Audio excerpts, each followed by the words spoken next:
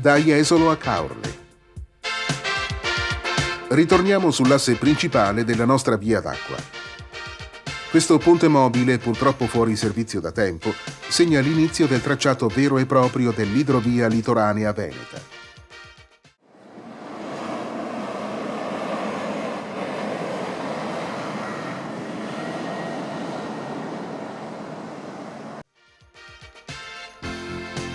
Si prosegue lungo il canale Cavetta, che corre rettilineo verso est fino a Cortellazzo, piccolo porto turistico e peschereccio alla foce del fiume Piave.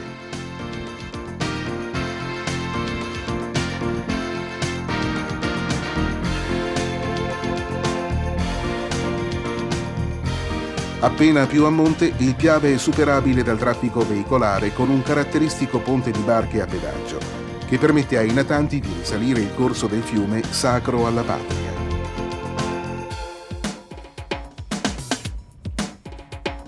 L'asse principale dell'idrovia però si tiene più a valle e si inoltra nel territorio liventino. Attraversata la conca di Ravedoli, si naviga lungo il canale Largon nell'entroterra di Eraclea Mare.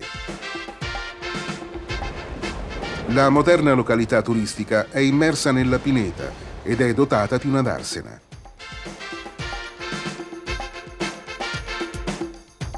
La navigazione prosegue passando davanti ai nuovi porti turistici di Torre di Fine e di Brianne, costruiti anche grazie ai contributi della Comunità Europea.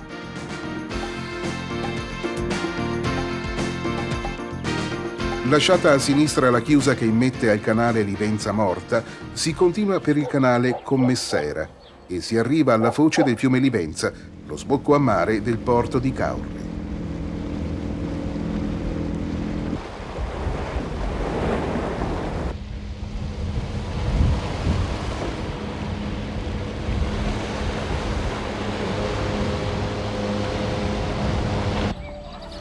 Sulla destra del fiume si può accedere a Porto Santa Margherita, la grande marina nata negli anni 60, intorno alla quale sono sorti condomini, villette e soprattutto abitazioni terramare. Davanti l'entrata di Porto Santa Margherita si trova l'imbocco del canale dell'Orologio, che dà accesso alla nuova darsena Villaggio dell'Orologio. Avanti ancora per il canale e si entra nel pittoresco porto dove è attraccata la flotta peschereccia di Caorle, una delle più numerose dell'Adriatico.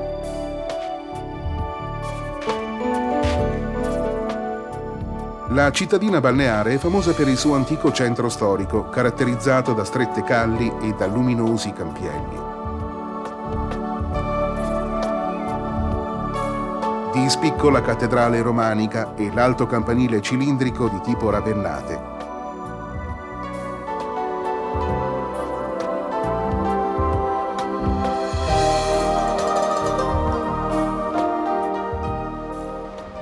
Lasciata la chiesa della Madonna dell'Angelo protesa sul mare, non si può tralasciare di visitare la laguna di Caorle, alla quale si accede mediante comodi canali navigabili. Esempi di archeologia industriale ci accompagnano in questi luoghi nati dalle bonifiche che si sono succedute dal 1700 al 1900. Nel villaggio di San Gaetano cominciamo a ritrovare le tracce di Ernest Hemingway, che qui incontrò l'incanto della natura affascinante e selvaggia. Proseguiamo e giungiamo nelle valli che circondano la casa di caccia Valle Grande, che ospitò in più occasioni lo scrittore americano e che lo vide impegnato in battute di caccia all'anitra accompagnate da gagliarde bevute.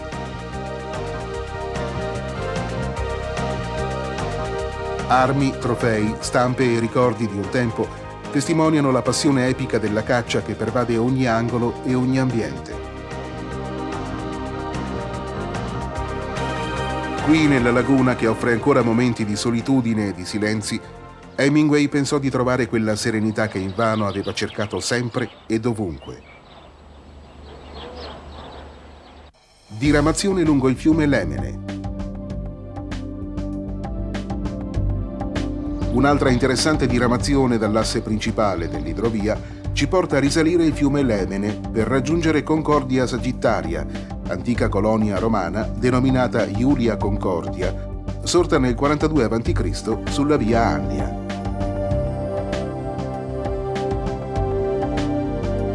Risalendo ancora il fiume si raggiunge la splendida cittadina di Porto Gruaro, nata nel Medioevo come porto sull'Emene. Caratteristici gli antichi mulini che risalgono al XII secolo, la pescheria e i bei palazzotti di stile veneto. La scultura di due gru, il simbolo della città, sormonta il pozzo che sorge accanto alla loggia municipale del XIII secolo. Da Caorle a Bibione. Ritorniamo nell'idrovia. Lasciata Caorle, navigando sul canale Saetta, si giunge al piccolo porto di Falconera, dove si getta in mare il fiume Nicesolo. Più avanti a Brussa, nell'entroterra di Valle Vecchia, un esempio di approdo privato che offre numerosi servizi al turista nautico.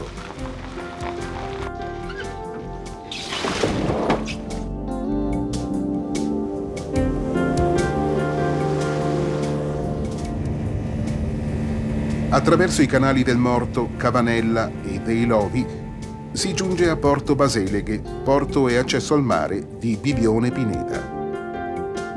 Nella bocca di porto notiamo il moto ondoso determinato dallo scontro delle correnti.